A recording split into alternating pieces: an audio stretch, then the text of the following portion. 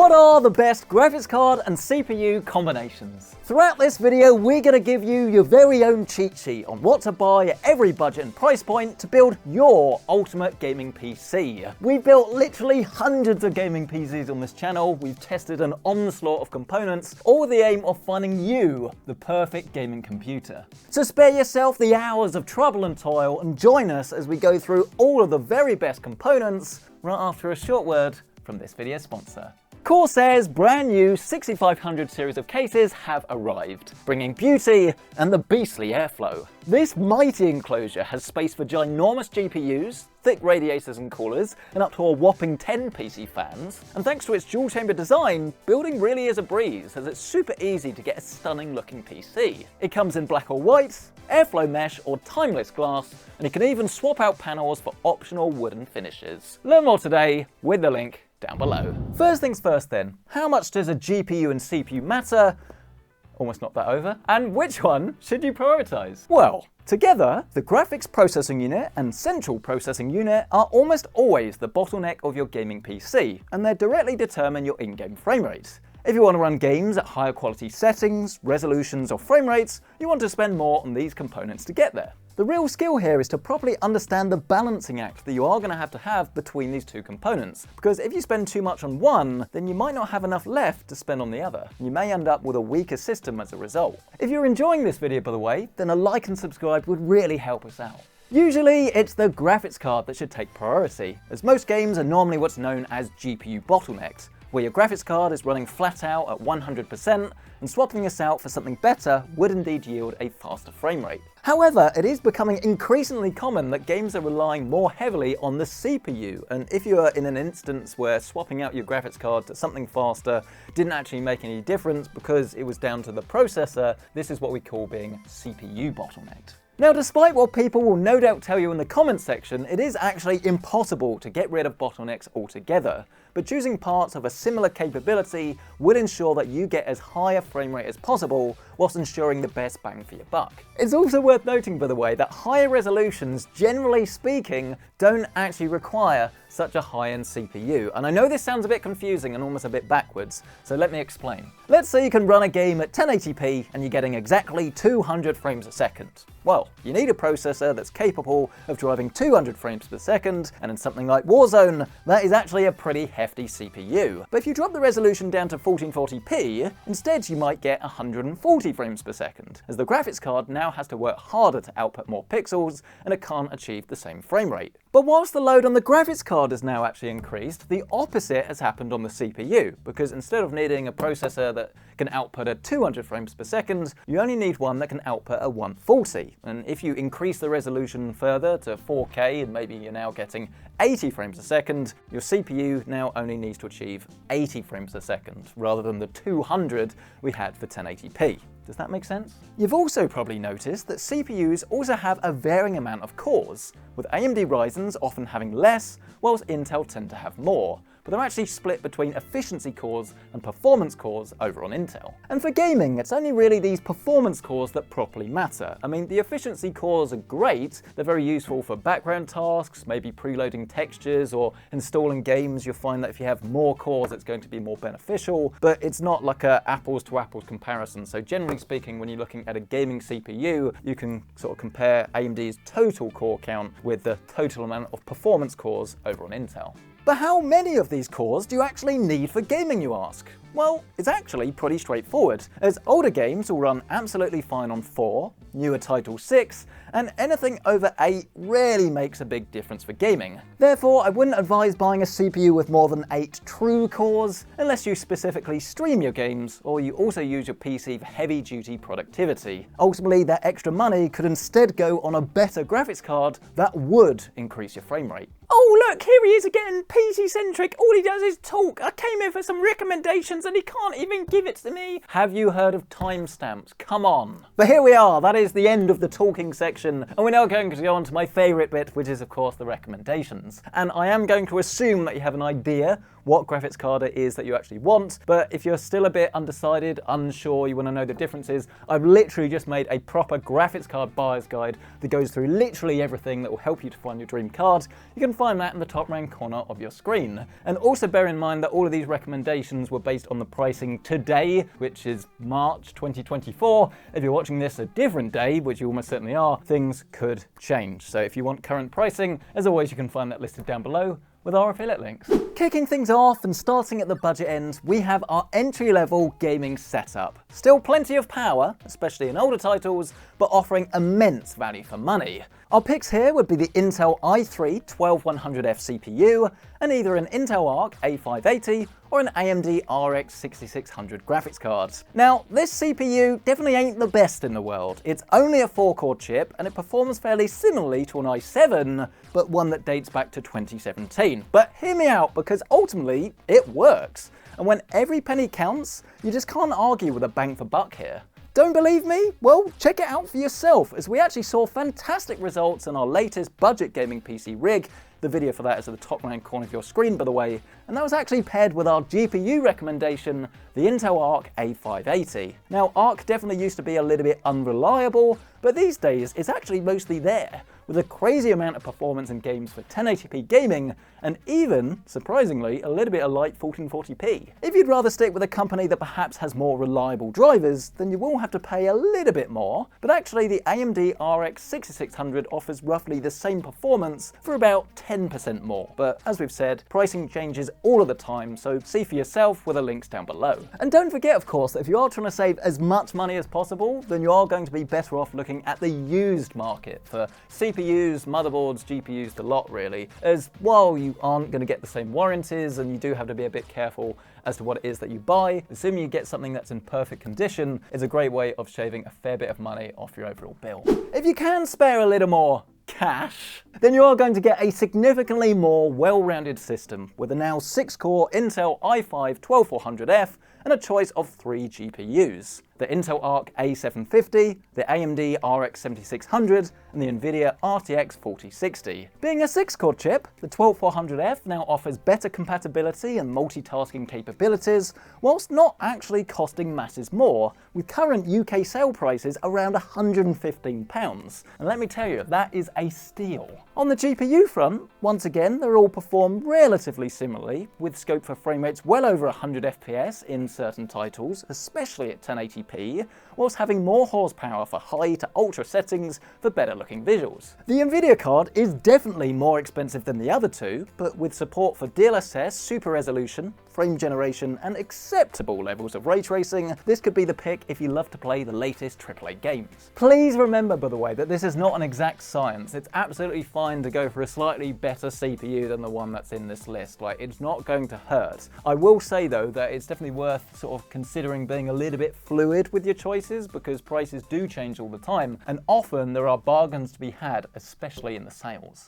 Case in point, the next rung up the ladder, high-end 1440p gaming. Here, many of you will be better off sticking with the previous generation of AMD, with the still on sale RX 6700 XT, or if you do want to push the boat out a bit, the brand new RX 7700 XT. Both of these cards have 12GB of VRAM, which makes them much better for longevity at all resolutions, but even today allows for stutter-free gaming when other cards might start to cease. And also, both of these cards launched at prices that were frankly a little bit too expensive, but look at them now, really good value. As for the processor to pair with them, well, you're now in serious CPU territory, so I would look at going for maybe an i5 13600K or 14600K, they're basically the same, or the Ryzen 7600. All of these chips have plenty of headroom for high-end gaming, and they'll allow you to crank up the CPU-intensive games and settings without hitting the limits in the vast majority of games. Though it should be said that the Intel chip is more powerful, and it also has a lot of extra E-cores that can help with game updates and shader caching, though it is of course a fair bit more expensive. But if you want to play your games at ultra settings, 1440p, high refresh rate, or maybe 4K 60, then I will admit,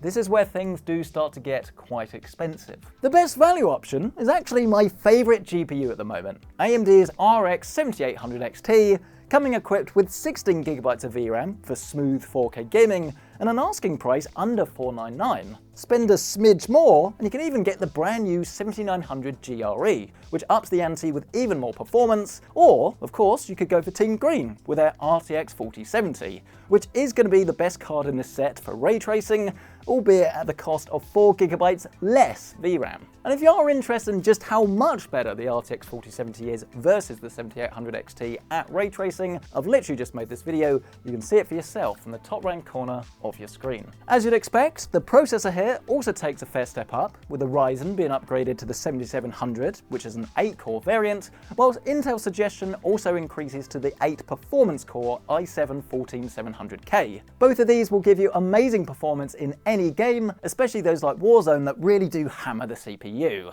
And then of course that leaves us at the highest end of the stack, the ultimate do-it-all 4K GPU and CPU combo. And it really is going to cost a lot of money now. And I'll be as clear as I can on this one, because you pretty much have two choices: the cards that's best for multiplayer, or the cards that are best for ray tracing, as the value proposition actually changes a lot between Team Red and Team Green. If you want to eke out every single frame per second, then generally speaking, the AMD 7900 XT and XTX offer much better value for money at the high end, with both cards offering crazy levels of performance, even with all of the multiplayer settings cranked to the max. It's a slightly different story when we turn to single player though, as the new Nvidia 4070 Ti and 4080 supercards can not only use the higher quality DLSS settings to get better looking visuals than AMD's competing FSR, but the cards handle ultra demanding ray trace settings a whole lot better, yielding higher frame rates in single player games with the tech enabled.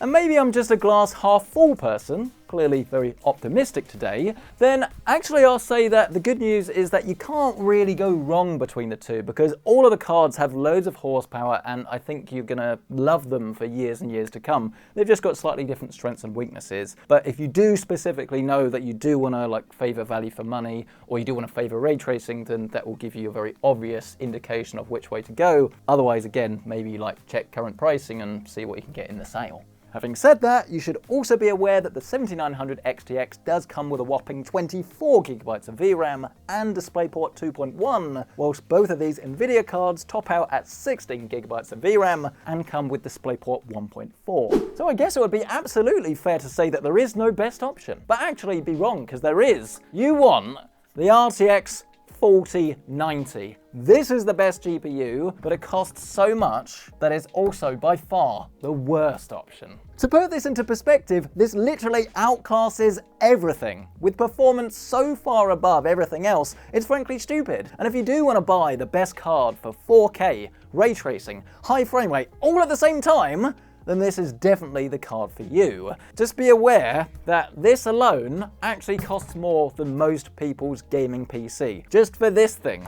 Hope it doesn't break. Not saying it will, just trying to make a point. But regardless of which graphics card you do decide to go for, of course you will need a top spec CPU to get everything to run properly, as even at 4K, I've actually seen bottlenecking, especially on the 4090. Therefore, I'd personally go for the fastest gaming CPU, the Ryzen 7 7800X3D. I actually bought this chip for myself last year, paired with a 4090, and it is a beast. But to be fair, it is only an 8-core chip, so if you do want more cores for flexibility, then an Intel i7-14700K or an i9-14900K would essentially function the same, but with a little bit more room for other loads. And I know at this point what's coming. Loads of questions, quickfire, but I'm actually psychic, so I can preemptively know what you're going to say. So here are some quickfire answers. Is Ryzen 5000 okay? What about B550? Yep, that's absolutely fine, but it's harder to recommend to the masses because motherboards are a little bit more sparse, and personally, I think upgrading on the Intel side is a little bit better.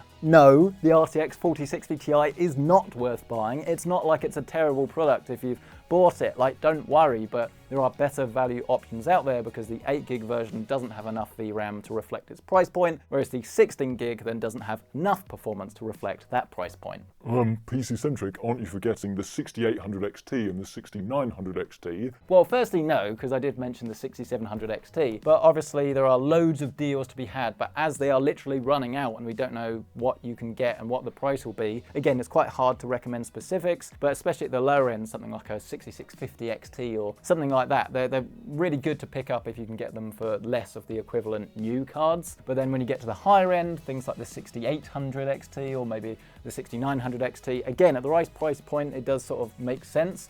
But do be aware those higher end cards, especially the 6900, does get quite loud under load. It uses a lot of power, and actually I wasn't a massive fan.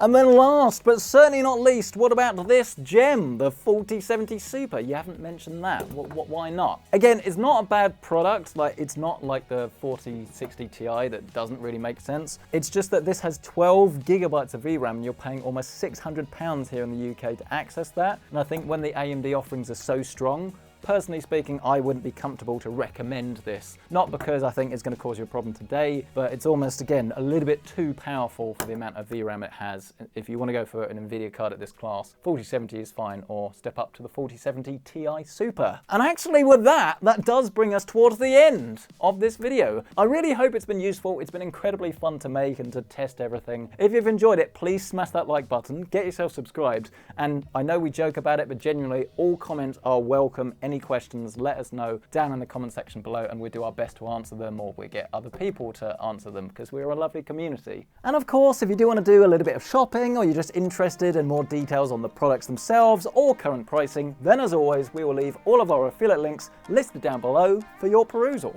And while you're down there, why not bask in the bonanza of the Corsair 6500 series of cases? These stunning new chassis take your build to the next level, with support for cooling at the top, bottom, rear and side, in addition to showing your PC parts in their best light. It's dual chamber, so getting a tidy build is easy. There are 4 USB-As and a Type-C, and you can even get the front panel in mesh airflow or luxurious glass. Upgrade today with the link down below. But thank you guys so much for checking out this video. We'll catch you in the next one.